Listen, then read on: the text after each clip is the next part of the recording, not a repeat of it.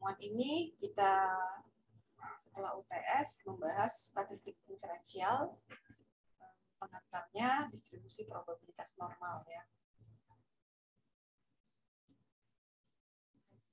Dulu untuk absen.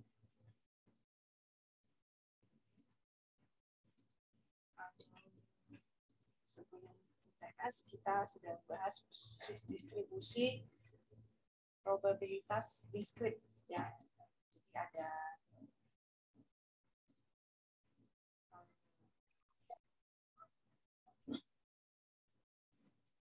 form ya, untuk form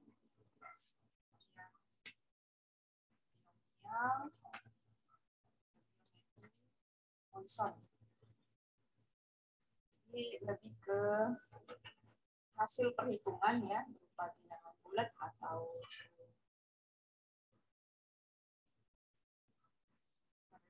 diskrit ya, hasil perhitungan. Nah, selanjutnya ini kita membahas distribusi probabilitas kontinu.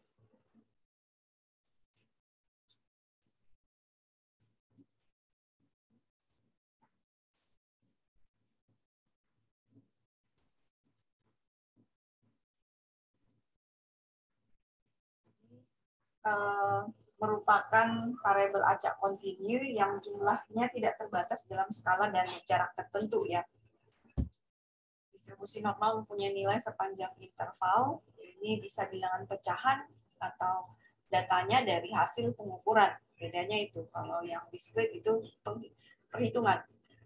Nah, ini paling sering dipakai dalam statistik ya, distribusi normal dengan ciri-ciri. Ini ada, sebenarnya ini sudah pernah juga kita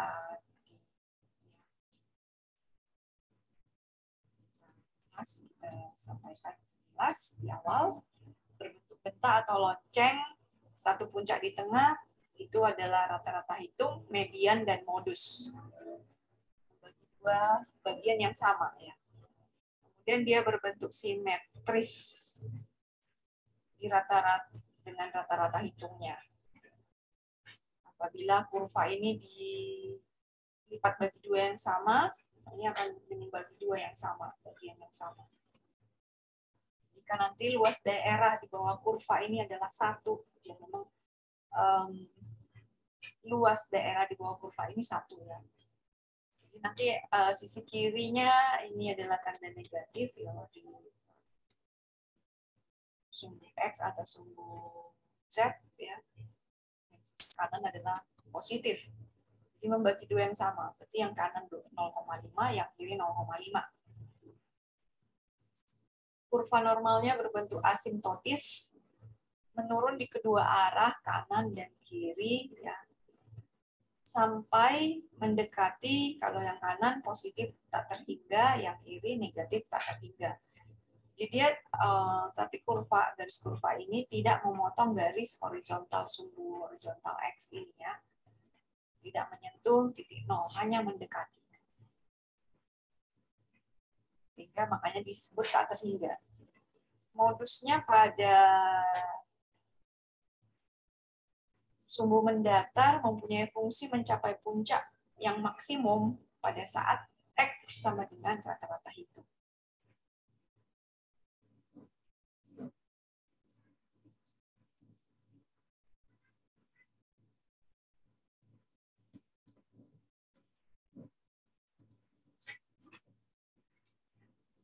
Kemudian membagi dua yang sama ya, setengah kanan setengah kiri.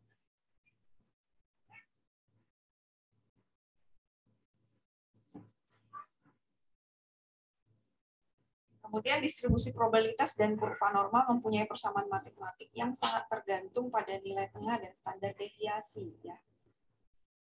Jadi distribusi probabilitas dan kurva normal dari suatu variabel acak X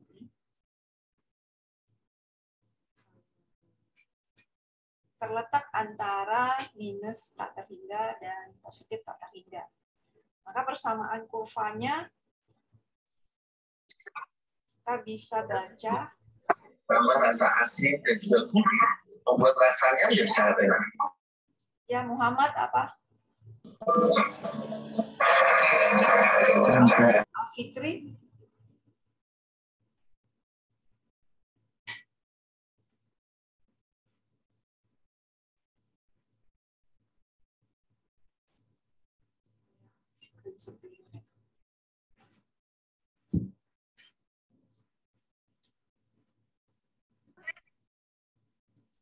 Job desa gimana Pak?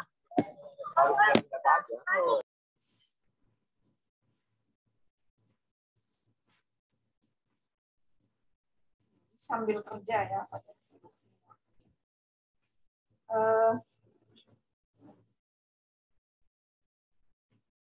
Jadi bacaan dari ini kita bisa baca dari suatu variabel x yang nilainya terletak antara minus tak terhingga sampai positif tak terhingga. Variabel acak x terdistribusi secara normal dengan rata-rata hitung new nilai tengah bisa juga gitu. Karena rata hitung itu sama dengan nilai tengah di kurva normal ya. Jadi saya bisa bilang juga ini rata-rata hitung bisa juga nilai tengah dan standar deviasi sigma. Ini persamaannya matematika di mana P itu ada 3,1459, E 2,7184. Ini matematika dulu waktu. Dan ini adalah persamaan kurva normalnya ya. Jadi dia tidak persamaan non linear ya. Kita nggak perlu dibahas. Tapi tahu ini persamaannya non linear. Untuk jenis-jenis distribusi probabilitas normal dipengaruhi oleh rata-rata hitung dan standar deviasi. Sehingga ini ada beberapa jenisnya yang distribusi probabilitas dan kurva normal dengan rata-rata hitung sama. Di tengahnya ini sama ya. Sama. Kemudian standar deviasinya beda. Yang membedakan adalah standar deviasinya yang ini ada melebar, ada yang condong, ada yang tengah. Nah, kalau dari yang biru atau yang merah ini, di antara yang kurva biru, mana yang standar deviasinya lebih besar dibandingkan yang merah? Apakah yang biru lebih besar standar deviasinya, ataukah yang merah lebih besar standar deviasinya? Kusno, Fatmawati, yang biru atau yang merah yang lebih besar standar deviasi?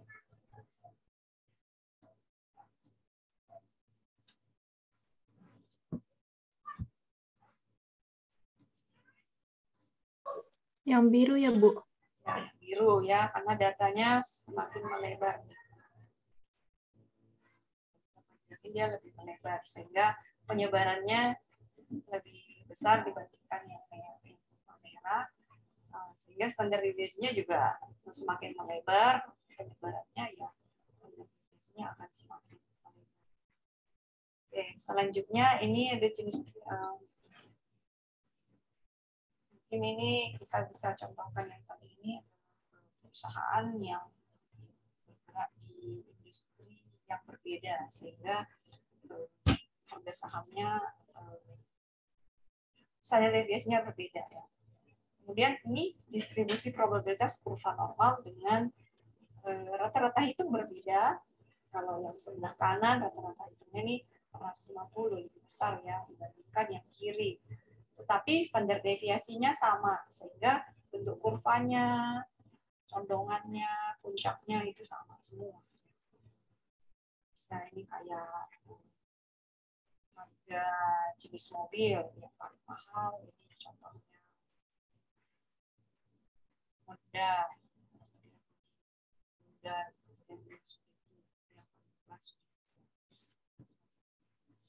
kemudian ada jenis-jenis distribusi kurva normal dengan rata-rata hitung berbeda, kemudian standar deviasinya berbeda.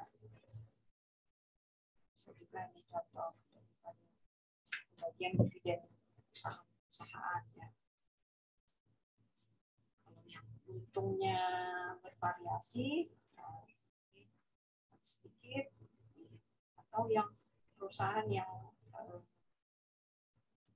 bagus, dividennya diberikan tinggi, kemudian dan dari tahun ke tahun nggak terlalu beda jauh. Itu adalah data yang sumbu horizontal, ini adalah data X, ya, data mentah. Sehingga jika kita mau menghitung distribusi probabilitas normal, kita transformasikan nilai X ke Z. X ke Z. Ini supaya baku, ya, atau standardized. Distribusi normal baku yaitu distribusi probabilitas acak normal dengan nilai tengah 0 dan simpangan baku 1.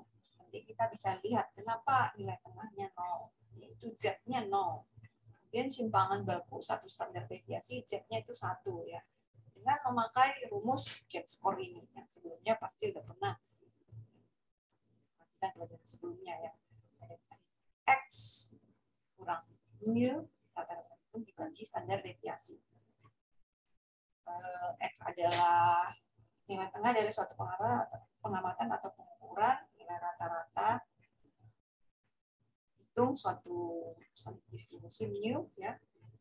Kemudian sigma ini adalah standar deviasi suatu distribusi. Perbedaan X dengan Z, ya. Kalau X adalah nilai mentah, mempresentasikan nilai distribusi normal tidak standar atau non baku. Sedangkan Z mempresentasikan distribusi normal standar atau baku. Kita bisa hitung. Contohnya, diketahui harga saham mempunyai rata-rata hitung. Atau ini bisa juga X-nya, tengah yang mengikuti kurva normal, ya, 90,7, standar deviasi 144,7. Berapa nilai Z untuk harga saham 600? Pertama, kita cari yang diketahui adalah mu, standar deviasi, kemudian ada X 600. Kita masukkan ke dalam rumus, ya. Dapatnya berapa? Z-nya berapa?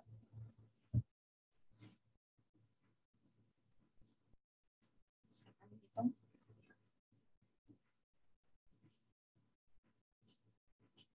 Dapat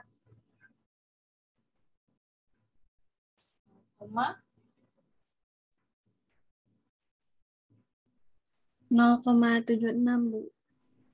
6 atau 755, ya. Nah, ini kira-kira ilustrasi X ke Z, ya. Jadi kita harus cari X dulu, Z-nya dulu.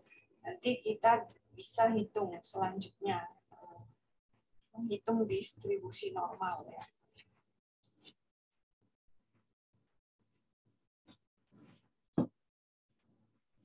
Ini ada 2 contoh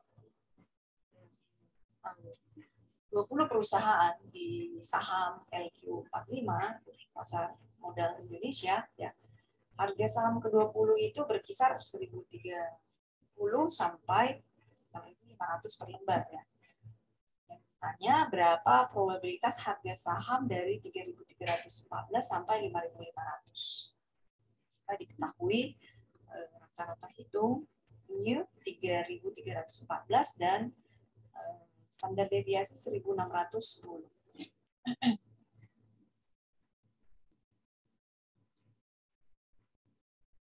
Ini kita bisa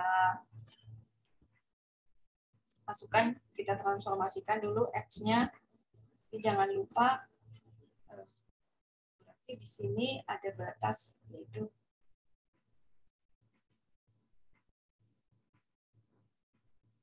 X1 dan ini ada 2, ya, sehingga kita bisa perlu cari X Z-nya juga, Z1 sama Z2.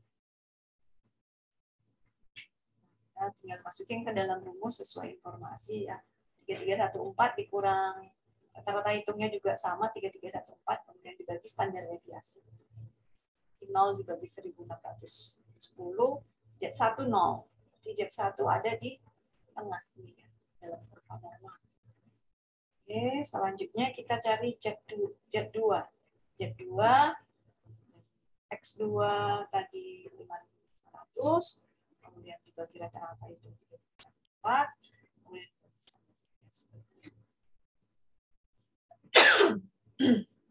Z2-nya dapat 1005.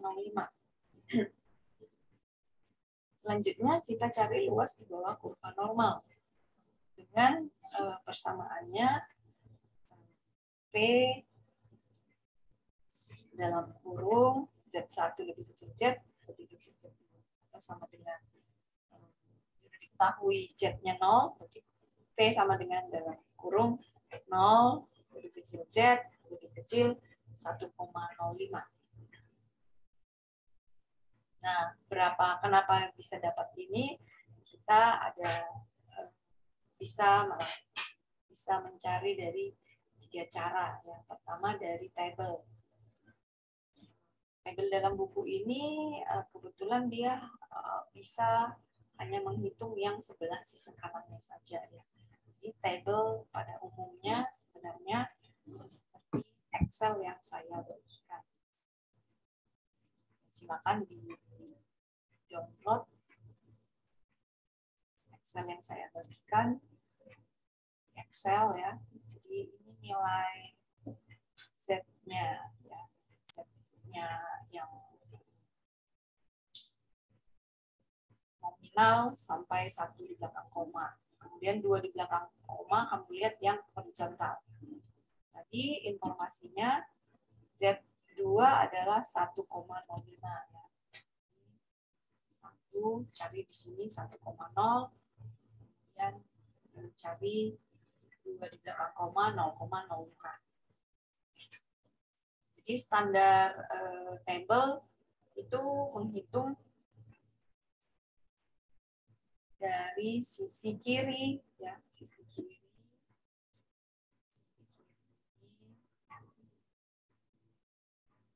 sampai di mana Z-nya.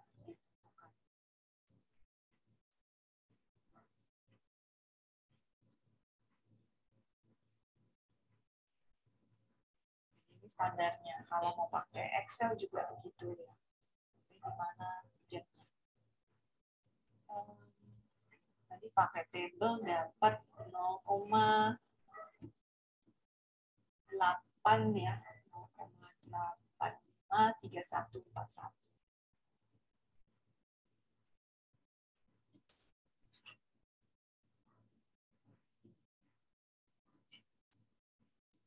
Pakai Excel juga sama ya. Jadi kita kalau diilustrasikan dengan kurva normal, kalau pakai table atau Excel nanti dihitungnya dari kiri ini sampai di mana titik Z yang diinformasikan. Kalau positif berarti kan Z-nya sebelah sini ya.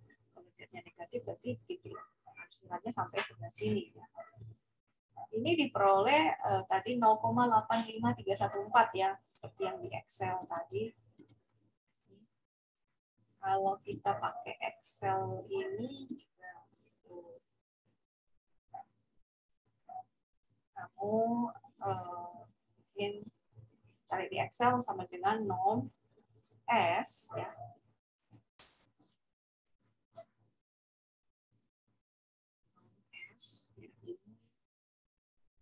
Kalau pakai yang Excel-nya yang jadul norm nggak kayak titik jadinya ya. Nah, ini adalah return the standard normal distribution has a mean of 0. Jadi rata-rata hitungnya 0, Z-nya 0, dan standar deviasinya 1. Ini adalah nilai Z ya. Kamu masukkan adalah nilai Z-nya. Ini kan dapat 1. 5. Kumulatif. Jadi dari sisi kirinya ya. 0,85314. Excel juga gitu, pakai kurva juga begitu. Nah, tapi ada catatan kita menghitung probabilitas dari Z sama dengan 0 atau harga X-nya 3314 sampai 5500. Berarti kita perlu hanya yang hasilan yang sebelah sini. Sehingga 0,85314 kita bisa kurangkan yang sebelah kiri karena tadi di syarat karakteristik kurva normal sebelah kiri itu 0,5 ya luasnya. 0,8314 dikurang 0,5. Dapatnya jadi yang sisi kiri yang diarsir ini dapatnya luasannya 0,35314. Ya, kita bisa katakan probabilitas harga saham pada kisaran 3.314 sampai 5.500 adalah 35,31% dari 20 perusahaan yang diinformasikan. Atau berapa perusahaan kira-kira, tinggal dikalikan aja 0,35314 dikali 20. Segitu. Itu berarti sejumlah perkalian ini 0,354 kali 20 adalah segitu kemungkinan perusahaan dengan harga saham 3.314 sampai 5.500 ya. Bisa juga pakai website online kalkulator net. Tadi diinformasikan Z-nya adalah 1, koma. Karena ini bahasa Inggris, koma itu jadi titik ya. 1.05.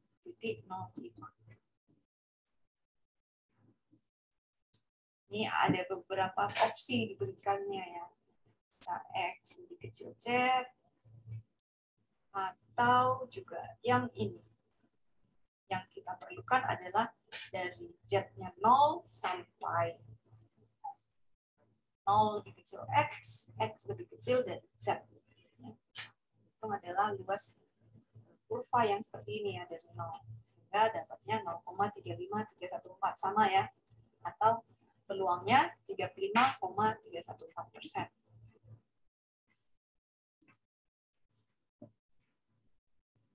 Sampai sini ada pertanyaan?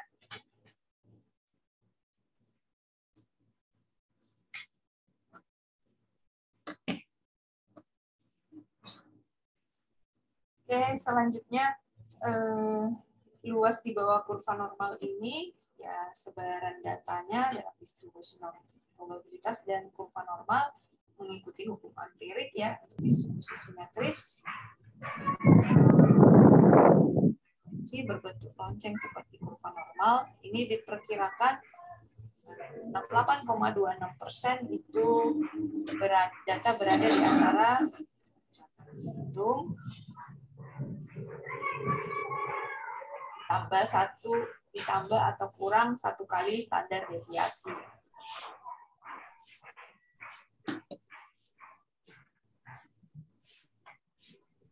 Idim, ada yang mau ditanyakan, Idim? Ibu Kuswandi? Belum, Bu. Jadi perubahan konversi dari X ke Z ini kita bisa katakan juga 68,26% itu berada di antara Z positif 1 atau Z negatif 1. 8,26%. Kalau 95,44% data itu dikatakan berada di antara titik hitung tambah kurang 2 standar deviasi ya. Atau bisa kita kalau sudah dikonversikan ke Z, kita bisa bilang Z plus 2 dari Z minus 2 sampai Z plus 2. Kalau datanya 99,74% atau hampir keseluruhan, itu data berada di antara rata-rata hitung tambah kurang 3 kali standar deviasi, atau kita kalau konversikan ke Z, berarti Z dari Z minus 3 sampai Z minus Z positif 3. Datanya dari sini.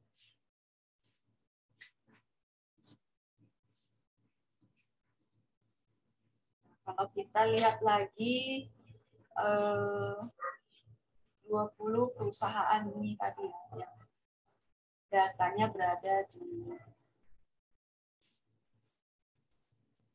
rata-rata hitungnya tadi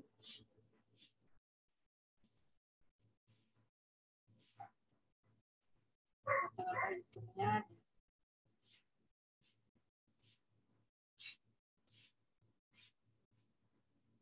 antara rata-rata hitung tadi berapa? Hitungnya 3314. Kemudian jika kurang 1 standar deviasi berarti 2670 ya. 3314 dikurang 1610. Kemudian 3314 ditambah 1610 dapat 4200. Atau Z-nya minus 1 dan Z-nya positif 1. Berapa peluangnya? Harga saham perusahaan di 2670 sampai 4200. Dari sini kan peluang luasnya itu 68,26 kalau sampai sini ya. Tapi ingat yang untuk harga saham itu semua positif ya. Jadi kita harus membagi dua dulu data, harus membagi dua dulu peluangnya. Berarti 68,26 itu dibagi 2 atau 0,826 4 sekian.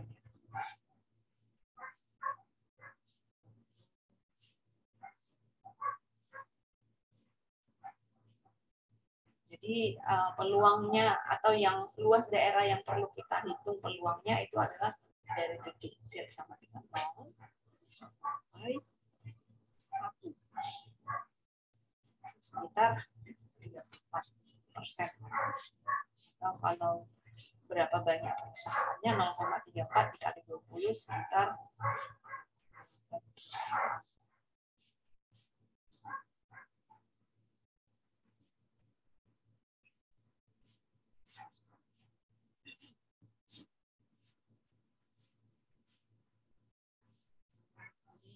Bisa dipahami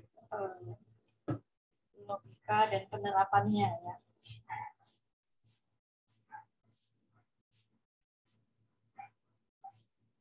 Ini contoh-contoh penerapan kurva normal dalam kehidupan sehari-hari. Perusahaan ya yang mengklaim berat buah mangga itu 350 dengan standar deviasi 50. Bila berat mangga mengikuti distribusi normal, berapa probabilitas berat buah mangga mencapai kurang dari 250? Berarti yang kita hitung luasnya itu sebelah kiri, dari ujung kiri sampai titik ini. Kurang dari 250. Kita bisa buat persamaan peluangnya itu P dalam kurung X dikurang 250. Nah, kita bisa gambar juga yang sebelah kiri ini luasannya adalah 0,5. Kita sederhanakan, kita cari dulu berapa Z-nya dan informasikan untuk mengklaim buah mangga 350 karena ini adalah yang umum ya. Jadi ini bisa menjadikan data median, modus dan rata-rata hitung. Sehingga kita bisa ketahui new itu 350. X-nya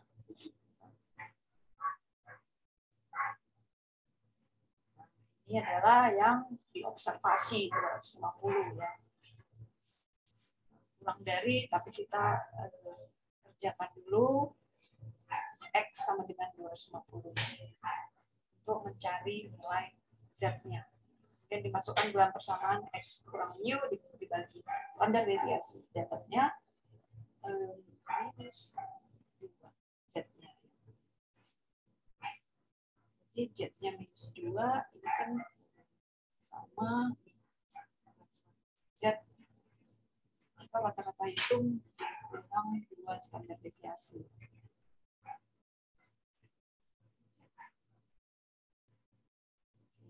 Tabel kita bisa lihat kalau tabelnya ini kebetulan dia pakai yang setengah.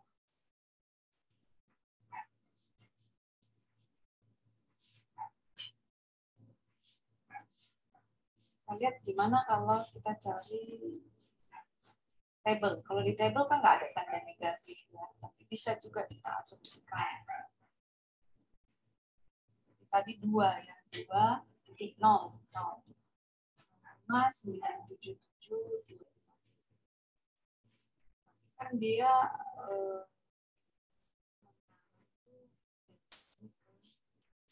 positif 2 ya, positif 2 nya. Kita bisa balikan juga 0,99 ini.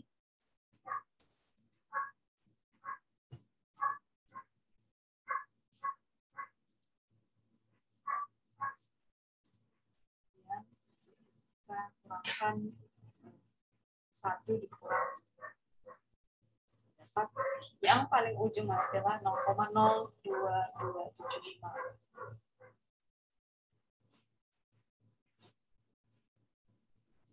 Atau pakai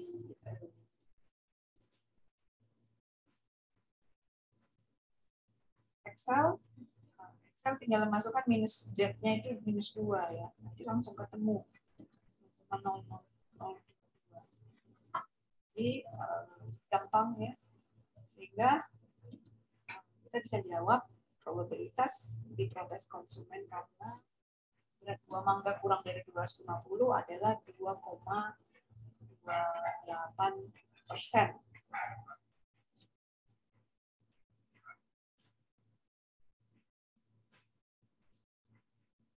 Pakai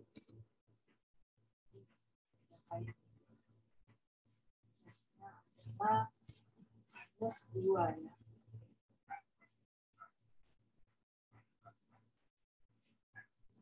Minus 2, kamu harus pahami berarti kita tadi yang memakai yang sebelah kiri ini ya, di mana X lebih kecil Z. X-nya lebih kecil 250 tadi. 0,02275. Bisa dipahami ya ini. Ada pertanyaan sampai di sini?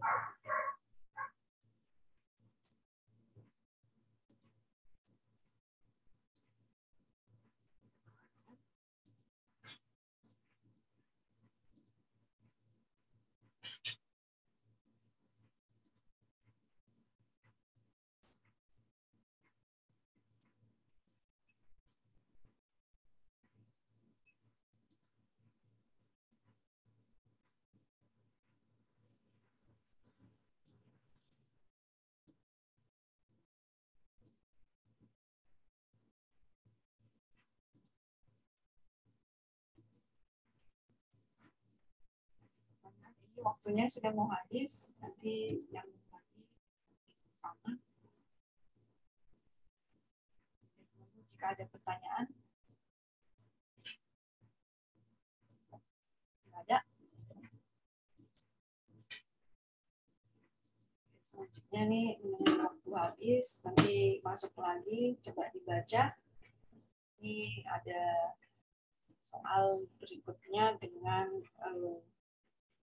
2X juga dan hitung luas di tengah-tengah ya. PT Wook Elektrik memproduksi bohlam lampu yang dapat hidup 900 jam dengan standar deviasi 50 jam.